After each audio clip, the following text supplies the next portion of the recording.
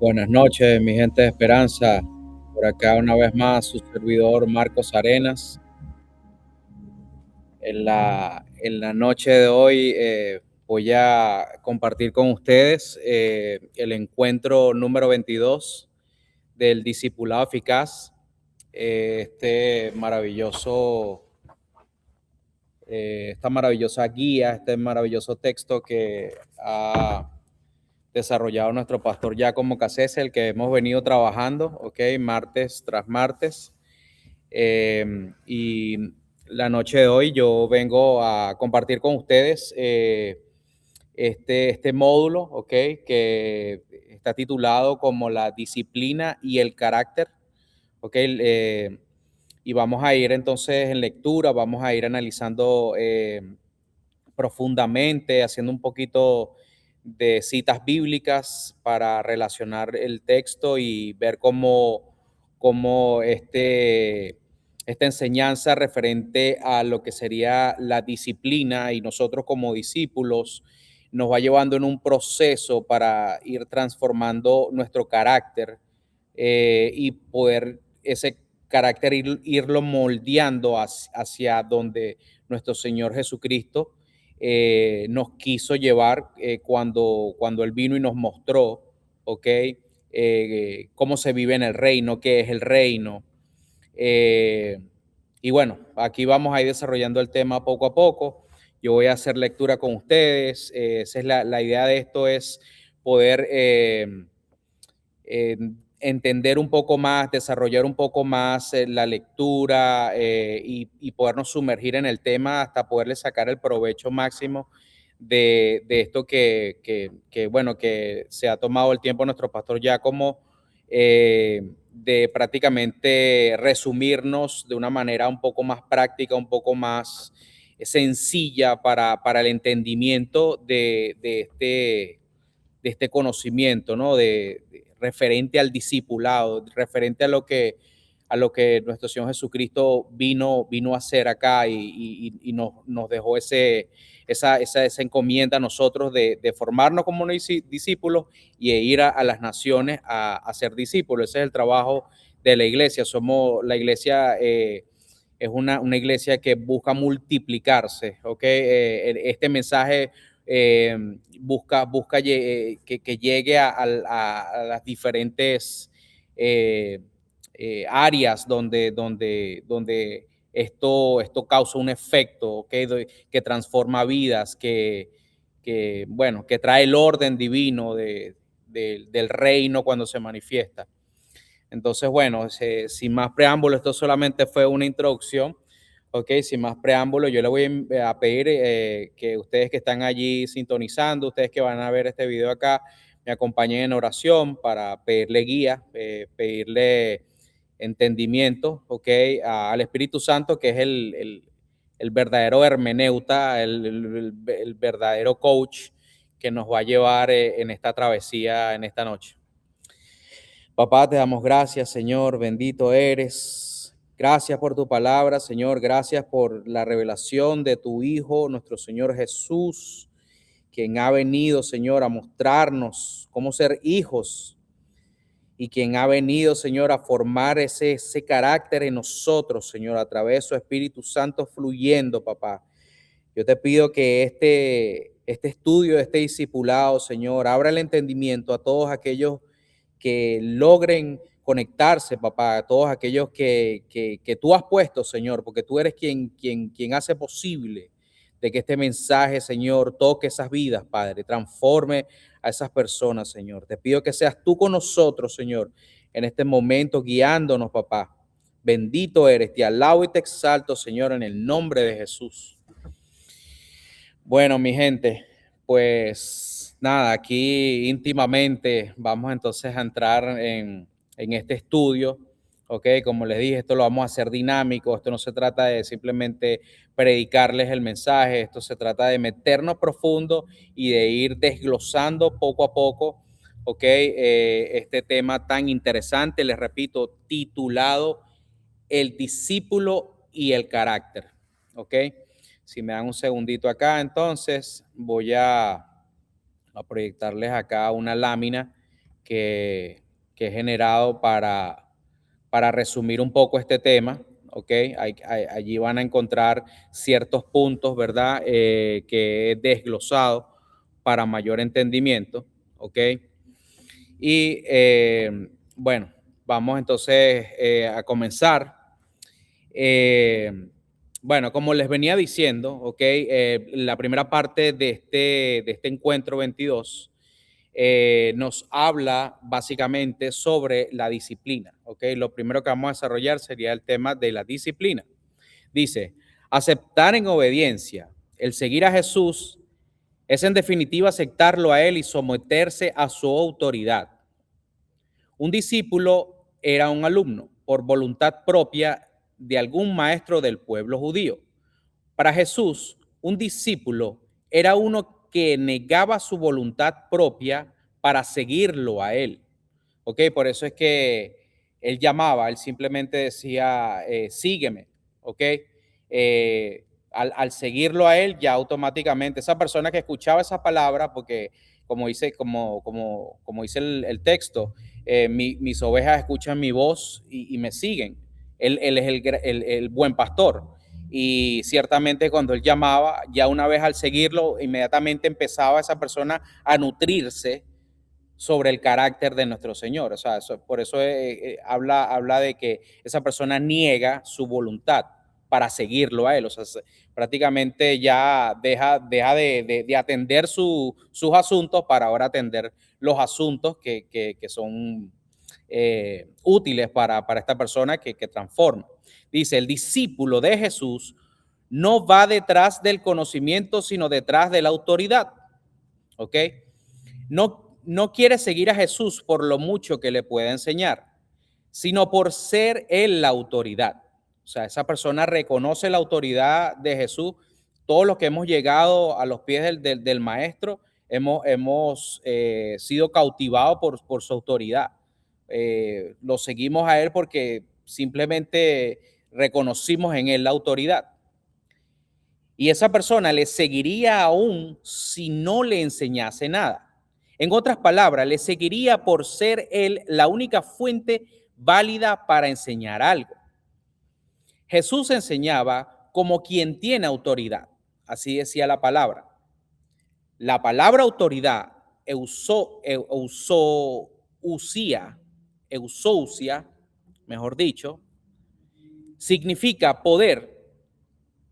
Nadie puede tener la autoridad sin tener poder. O sea, la autoridad y el poder van de la mano. Si una persona tiene autoridad es porque tiene el poder, porque ese poder cautiva, ese poder atrapa. ¿Ok? Por lo tanto, el discípulo es aquel que funda su seguimiento sobre una verdad que le ha sido revelada. O sea, el Señor es la verdad.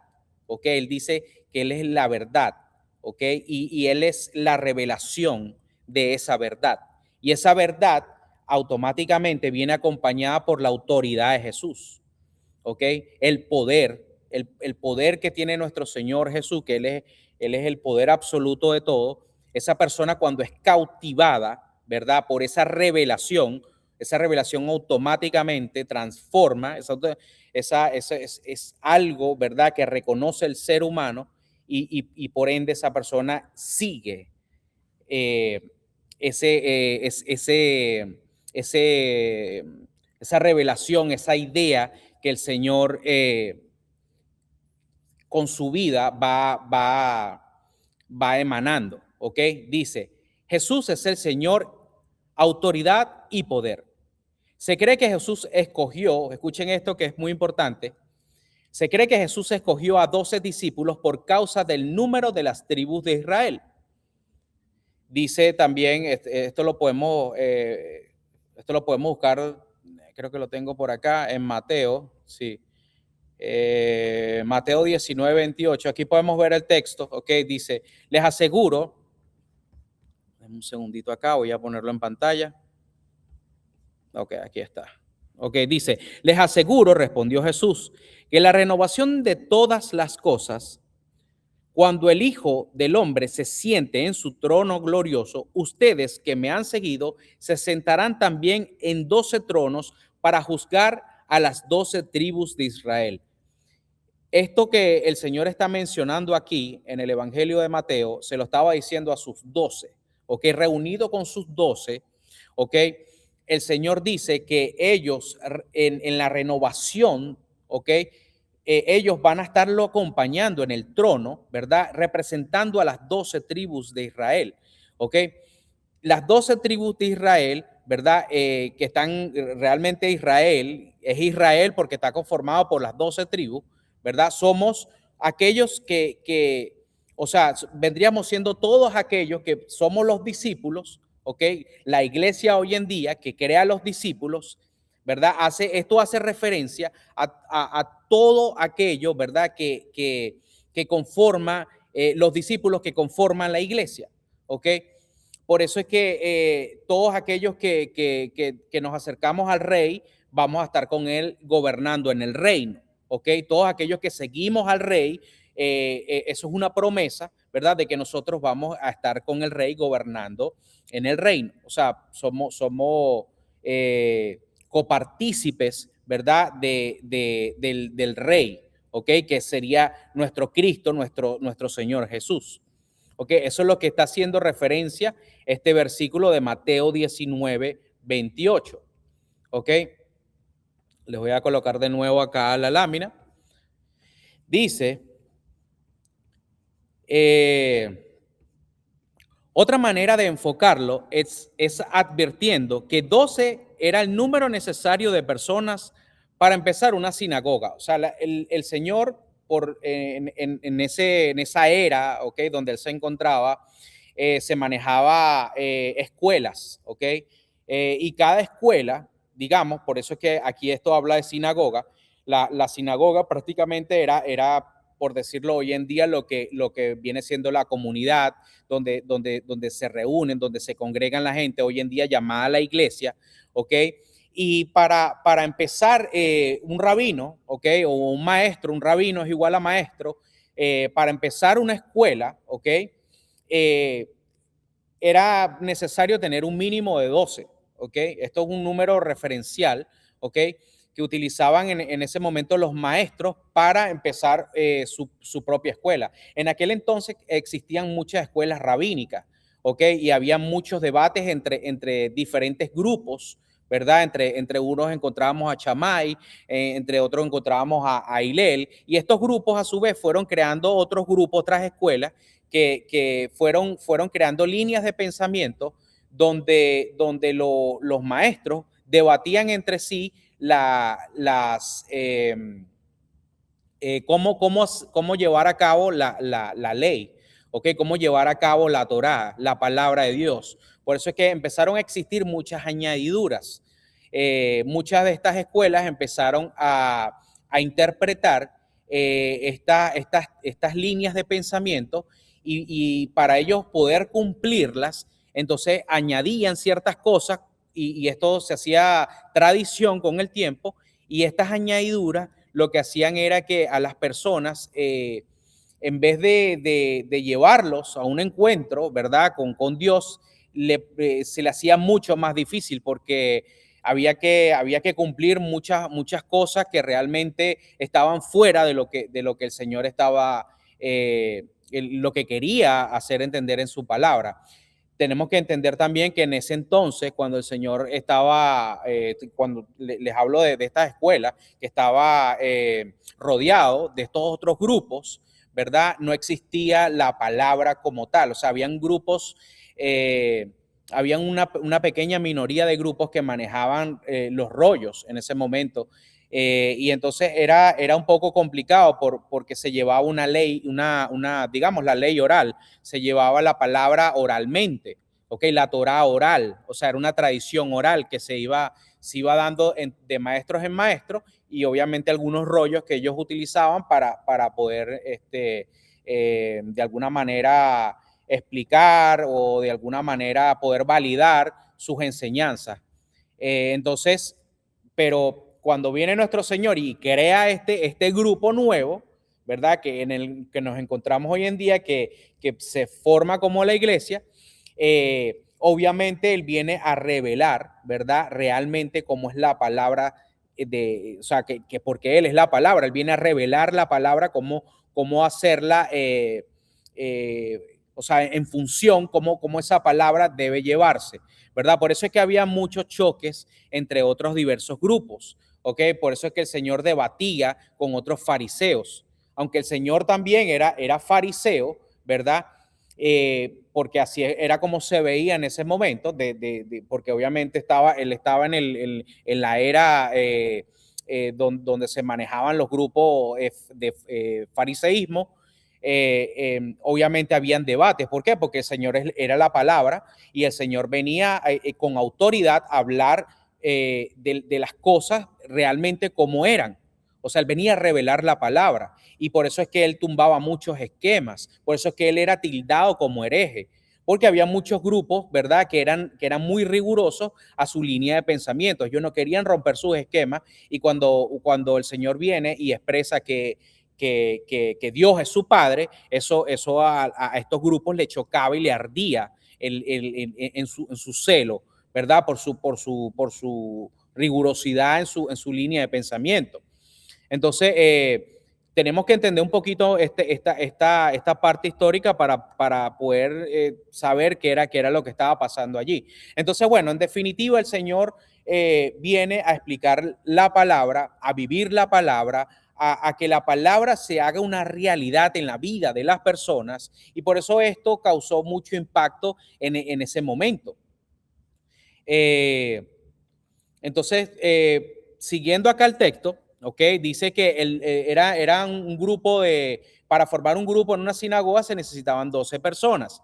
Lo importante en todo caso es destacar que el 12 es el número de gobierno y Jesús ha venido a inaugurar su reino. Por lo tanto, debe establecerlo primero sobre sus 12, o sea, las 12, digamos, los 12 pilares que fueron sus 12 discípulos, que a su vez ellos fueron los que llevaron el mensaje de esa enseñanza que Dios formó en ellos, ese carácter que Dios formó en ellos, y que ese carácter en algún punto, ¿verdad? Fue por ellos, fue como ellos tuvieron como un velo, estos 12 tuvieron como un velo, porque a pesar de que caminaron con el Señor, aprendieron con el Señor, seguían con un velo, y este velo, ¿verdad? Viene a quitarse cuando el Señor ya resucita y asciende con el Dios Padre en su gloria y manda al Consolador. Y ese Consolador, ¿verdad? El Espíritu Santo viene a la tierra y viene a revelar todo lo que Él había sembrado, todo ese discipulado que había formado en cada uno de estos apóstoles, ¿ok? Y estos apóstoles, a su vez, entonces ya con el Espíritu Santo ya estaban fortalecidos y completos para ir con el mensaje y poder desarrollar eh, desarrollar todo esta idea de reino, ¿ok? De este evangelio, estas buenas nuevas, ¿verdad? Que iba cautivando, iba transformando vidas, y esas personas eran atraídas por ese impacto que el evangelio hace en las personas. Entonces, bueno, este vendría siendo la primera parte, ¿ok? Hablando un poco de la disciplina, ¿ok? La palabra disciplina también no la podemos ver como que un castigo, como que la palabra muchos, incluso me incluyo, porque uno en definitiva, cuando uno siente la palabra, o sea, la palabra disciplina le hace sentir a uno, ¿verdad? Como que es algo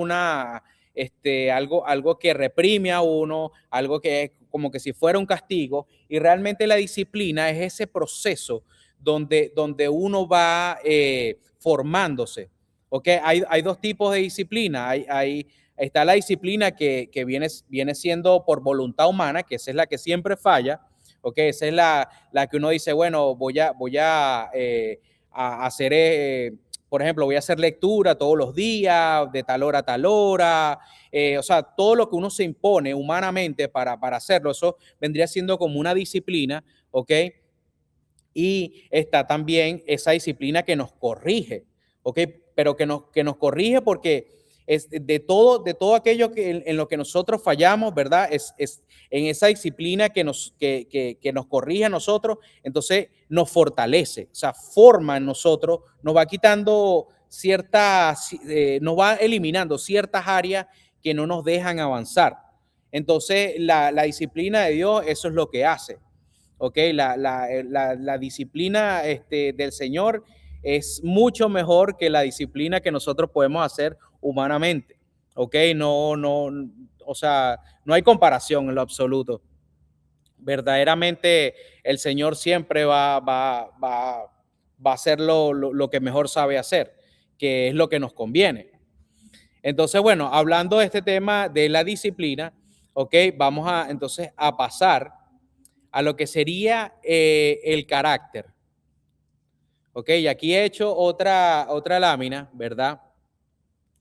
Y aquí esta parte un poquito, va a ser un poquito más dinámica porque si lo vemos, hay 4 puntos fundamentales acá. Dice, ser como Cristo significa que la vida de Cristo en nosotros es evidente. O sea, si nosotros tenemos a Cristo, lo que nosotros debemos reflejar es Cristo, o sea, que las personas vean a Cristo en nosotros, no que somos nosotros Cristo, pero que nuestras acciones demuestren al Señor. Por eso es que, o sea, el discípulo tiene que mostrar lo que ha aprendido de su maestro.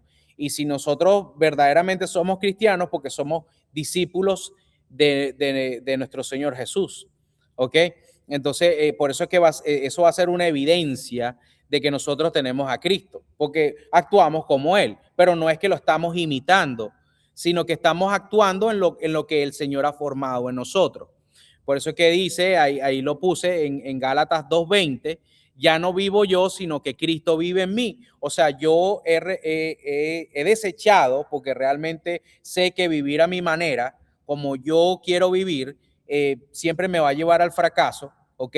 Puede ser que las personas humanamente puedan lograr muchas cosas, pero a la final eso no vale de nada en el reino verdadero, en el reino eterno, ¿verdad? Porque de nada al hombre le sirve ganar al mundo si no tiene la salvación que es tener a nuestro Señor. Y esa salvación es que el Señor viva en nosotros, porque nosotros venimos siendo ahora el templo y Él va a vivir en nosotros a través de su Espíritu. Su Espíritu viviendo en nosotros, entonces hace que ese Cristo, ¿verdad? Que es la misma palabra de Dios, se refleje en nuestras vidas. ¿Ok? El segundo punto dice, transformados por el Espíritu. Como les venía diciendo, ese espíritu llega a nuestras vidas, nosotros lo dejamos entrar a nosotros y ya ese espíritu en nosotros empieza a un proceso de ir desechando todo aquello que siempre nos ha estado alejando del Señor. Quiere decir que ahora entramos en un proceso de desaprender, ¿ok? Vamos a hacer algo antagónico, algo que es contraria a nuestra naturaleza y vamos a empezar a formar en nosotros a través del Espíritu Santo, porque Él es el que lo hace, ¿verdad? De formar en nosotros ese carácter. ¿Ok? Anteriormente, nosotros si nos hacían algo no perdonábamos. O sea, humanamente el perdón es algo que las personas difícilmente pueden hacer. Hay personas que sí pueden perdonar, pero hay cosas que humanamente no se pueden perdonar. Y no voy a entrar en detalles, pero sí sabemos que humanamente hay cosas que nos pueden hacer a nosotros que son imposibles de perdonar, pero el Espíritu Santo en nosotros es capaz de hacer eso. Y eso es una señal plena, ¿verdad? De que nuestro Señor Jesucristo vive en nosotros. Eso es algo que no va a salir de nosotros. Eso es solamente dándoles un ejemplo de cómo el Espíritu Santo va transformando ese carácter en nosotros. Dice, el discípulo no es transferencia de ideas, sino transferencia de vida. Es una realidad encarnacional. ¿Ok? Y bueno, tenemos como el tercer punto, el amor ágape. El amor ágape es el amor incondicional, el amor o sea, todo lo soporta, es un amor o sea, que es sufrido, un amor que no tiene límites en lo absoluto, o sea, es un amor que solamente puede venir de parte del Señor. Ese amor ágape se va formando en nosotros. Ese amor ágape es algo que verdaderamente es sobrenatural, no proviene de la humanidad. Dice, el Espíritu Santo reconoce en nosotros el carácter de Jesús, que es el amor divino, el amor ágape. Este amor reemplaza nuestro falso yo, forma en nosotros un verdadero yo, el hombre espiritual. Nosotros cuando ya llegamos a los pies del Señor, cuando empezamos ese proceso de transformación, cuando empezamos a aprender de Él y por eso nos formamos como discípulos, ¿verdad?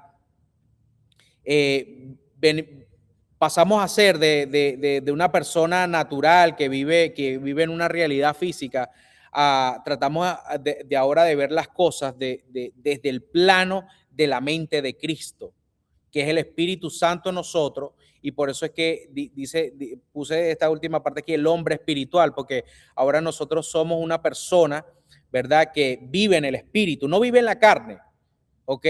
O está negado a vivir en la carne, mejor dicho, está negado a vivir a la carne. Ahora la persona que desechó su propia voluntad, ¿verdad? Ahora esa persona va siempre a pensar como Cristo piensa, ¿ok? Antes de actuar una cosa, ¿verdad? Siempre vamos a pensar, bueno, ¿cómo Cristo lo haría? ¿Qué haría Cristo en esta situación? Y entonces eso prácticamente va a ir acompañado del Espíritu Santo en nosotros, haciendo eso.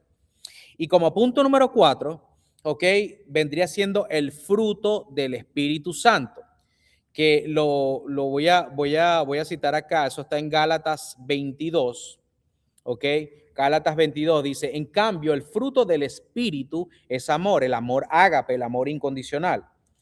Viene acompañado por la alegría, paz, paciencia, amabilidad, bondad, fidelidad, humildad y dominio propio. No hay ley que condene estas cosas. Los que son de Cristo han crucificado la carne con sus pasiones y deseos. Si el Espíritu nos da vida, andemos guiados por el Espíritu. No dejemos que la vanidad nos lleve a provocarnos y a envidiarnos unos a otros. ¿Ok? Entonces, estos son las manifestaciones de ese fruto del Espíritu Santo en nosotros. ¿Ok? Cuando nosotros andamos en contienda, andamos en ira, andamos, bueno, en todo lo que es contrario a todas estas manifestaciones, a estas manifestaciones que acabo de hablar ahorita del Espíritu Santo, todo lo que es contrario a esto, ¿ok? Todo lo que es caos, todo lo que es egoísmo, todas estas cosas no provienen de Dios, son cosas de la carne, son cosas humanas, son cosas que realmente son desechables porque no traen... no traen beneficios, o sea, son cosas que siempre lo que van a llevar es destrucción. Entonces, el humano siempre va a ir hacia la destrucción. En cambio, el Espíritu Santo, cuando hace que estos frutos manifieste estas cosas, lo que está creando es vida, ¿ok? Lo que está es venciendo al mal con el bien. O sea, no vence el mal con el mal, sino el bien vence al mal. O sea, este es la manera, este es el orden divino, este es el reino cuando se manifiesta. Entonces, el discípulo en latín viene de la palabra disciplina. Un discípulo es uno que se somete a una disciplina de vida especial. El discípulo no es superior a su maestro. Lo podemos encontrar en Lucas 6:40, ¿ok? Dice, mas todo el que fuere perfeccionado será como su maestro, ¿ok? Nosotros estamos siendo perfeccionados, ¿verdad? Para ser como el maestro. La expresión fuere perfeccionado es la traducción del verbo katarestisein, que significa disciplinar, ¿ok? El fin de la disciplina es la perfección y el discípulo de Cristo es uno que es sometido a ella. Rigurosamente, la disciplina connota también el acto de remendar, como el caso de remendar esto es un caso bueno, cuando el Señor, esto está en Mateo 4:21, cuando el Señor, Pablo está tirando las redes y entonces el Señor le hace una referencia de cómo remendar las redes. Y bueno, aquí lo voy a buscar aquí, 4:21. Denme un segundito acá. Mateo 4:21, para entrar un poco más en lectura aquí bíblica. Mateo 4:21.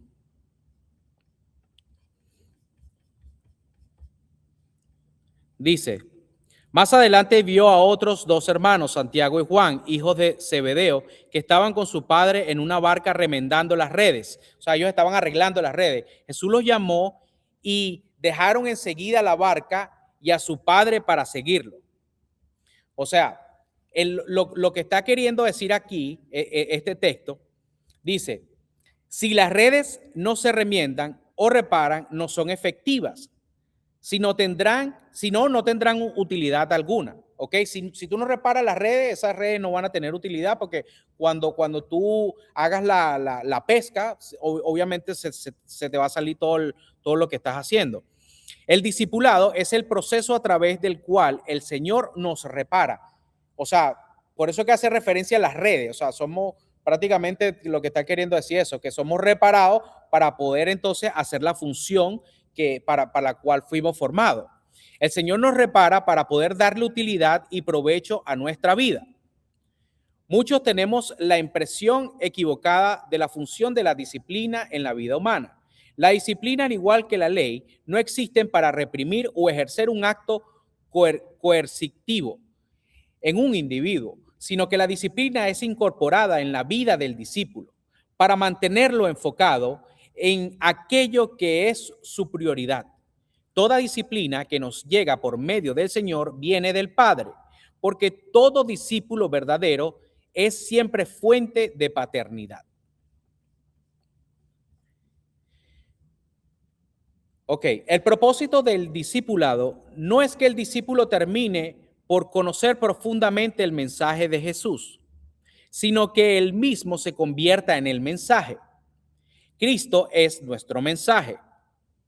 Los judíos buscaban señales milagrosas y los gentiles buscaban sabiduría, mientras que nosotros predicamos a Cristo crucificado. Eso está en 1 Corintios 1:23. Pero al discípulo se le exige vivir el mensaje que predica. En realidad, eso es lo que significa ser cristiano. Significa ser un Cristo pequeño. O sea, como que nosotros somos, una imagen del Cristo verdadero. El Señor dijo: basta con que el discípulo sea como su maestro y el siervo como su amo. Nosotros somos siervos y nuestro amo vendría siendo nuestro Señor. Ser el mensaje significa que la vida de Cristo en nosotros es evidente, al punto de poder decir: ya no vivo yo, sino que Cristo vive en mí, lo que leímos hace rato en Gálatas 2:20. Esa es la otra transfiguración, que Cristo se revela al mundo por medio de nosotros. De hecho, la palabra transfiguración es la palabra griega metamorfosis, la cual significa transformar. O sea, que somos ahora, pasamos de tener un estado, pasamos de un estado a otro. Esto quiere decir que el discípulo es alguien que está siendo transformado para llevarlo a un resultado final como su maestro. El discípulo no es la transferencia de ideas o conceptos cristianos, sino la transferencia de la vida de Cristo a la nuestra. El discípulo es una realidad encarnacional, ya que solo llega a tener lugar en un ser humano. De ahí que se llame a la iglesia el cuerpo de Cristo, porque la iglesia está conformada por cada uno de los discípulos. O sea, la iglesia no se trata del templo, no se trata del lugar, sino que el cuerpo de Cristo conforma la iglesia, es decir, su encarnación. Es por eso que Dios compartió con sus hijos su propia naturaleza. El discípulo no es una fotocopia de Jesús. Lo que el Espíritu Santo reproduce en nosotros es el carácter de Jesús. El carácter de Jesús en la vida del discípulo es un concreto, la manifestación del ágape, es decir, el amor divino. Ese ágape reemplazará nuestro falso yo, el cual emergió en nosotros producto del pecado. Ahora, al habitar en nosotros el Espíritu Santo, quien es el ágape, o sea, el amor de nuestro Señor, cuando vive en nosotros, se manifiesta ese amor ágape, nuestro verdadero yo logra abrirse paso y consolidarse. Lo que llamamos un verdadero yo no es otra cosa que el hombre espiritual, neumático. La palabra neuma quiere decir el soplo. La palabra de la palabra neuma viene la palabra espíritu, que es el soplo. Entonces, ese soplo que vive en nosotros es el Espíritu Santo de Dios. Por eso es que somos transformados como un hombre espiritual. Y podemos concluir que el carácter de Cristo formado en el discípulo se conoce porque lo falso, torcido y tendencioso ha sido reemplazado por ese fruto, ¿ok? Ese fruto del Espíritu Santo. Eso es esencia, el carácter de Jesús. El Espíritu Santo no quiere clonar. O sea, no es que quiere que todos seamos como robot, o sea, así en serie, sino que cada uno, ¿verdad? Seamos transformados, pero somos personas, cada quien con una mente, o sea, la misma mente de Cristo, pero que tenemos diferentes funciones. Dice, el discípulo se conoce porque lo falso, torcido y tendencioso ha sido reemplazado por el fruto del Espíritu. Eso en esencia es el carácter de Jesús. El Espíritu Santo no quiere clonar el aspecto físico de Jesús, sino impactar su carácter de tal manera que la gente pueda ver a Jesús a través de sus discípulos. Lo que yo les estaba diciendo hace rato, o sea, que lo que el Señor quiere es que nosotros, que somos la iglesia, seamos la voz, ¿verdad?, de Dios, seamos esa imagen de Dios formada en nosotros. Pablo enseña que el fruto del Espíritu es uno, viene siendo singular, el ágape. Todo lo otro, es decir, todas las otras virtudes mencionadas son las que ya hablamos en Gálatas 5:22, la paz, la paciencia, amabilidad, bondad, fidelidad, dominio propio. Estas son en realidad el contenido del ágape, las marcas de Jesús en la vida de sus discípulos.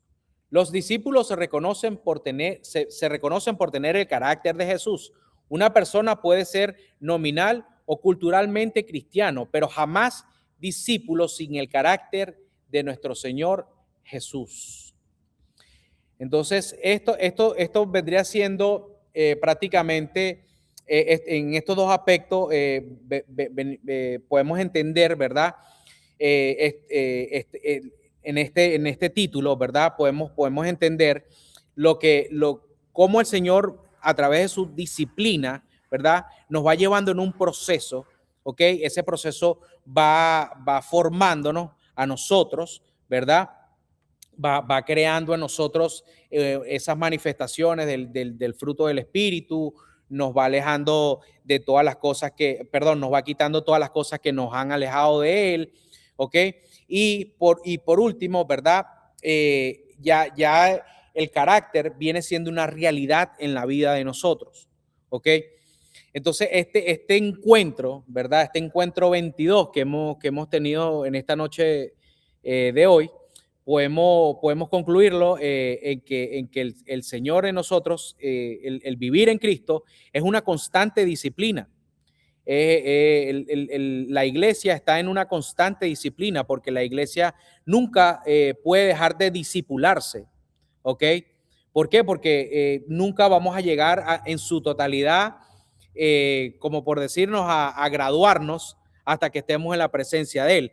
Simplemente lo que nosotros aprendemos, lo que se va formando en nosotros, ese carácter, nosotros lo vamos manifestando para con los demás. Y esa manifestación que nosotros tenemos para con los demás va haciendo un efecto en las demás personas, ¿verdad? Porque a la final quien va a hacer el trabajo es el Espíritu Santo. Nosotros simplemente vamos a ser el instrumento.